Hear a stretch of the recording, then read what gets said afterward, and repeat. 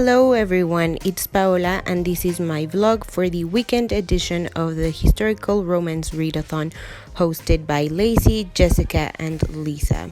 This edition also had a bingo board you could use to guide your reading, which included the prompts on the screen. Yeah, I didn't really stick with any of it except maybe the POC author, new to you author, and it has a purple on the cover, but it was all accidental.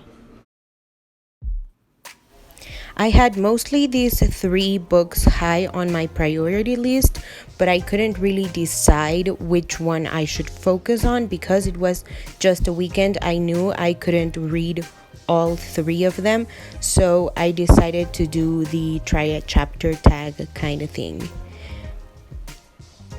First, I tried Not Just a Wildflower by Carol Mortimer, which is between Wildflower Ellie and Rake Justin.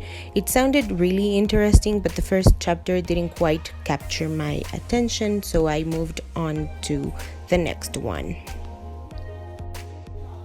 Falling for the Highland Rogue by Anne Lethbridge is about a sex worker called Charity and a Highland Rogue called Logan.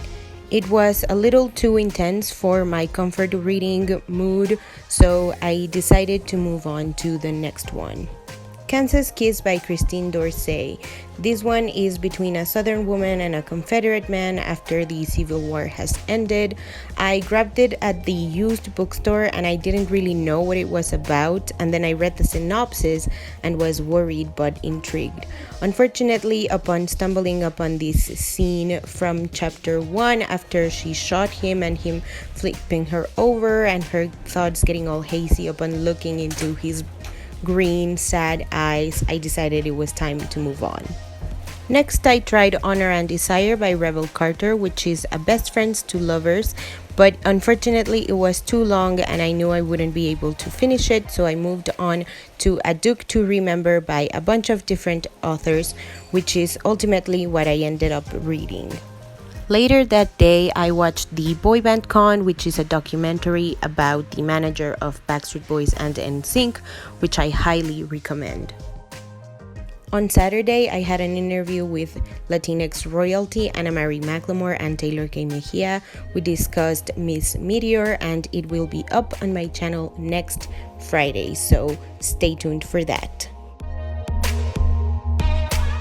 On Sunday, I finished A Duke to Remember, which I loved. It's a second chance romance and it's sweet and angsty and I loved it. Highly recommend.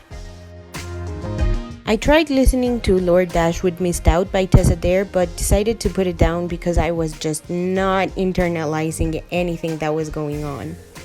And now, please enjoy some delicious, foodie, and lovely puppy footage.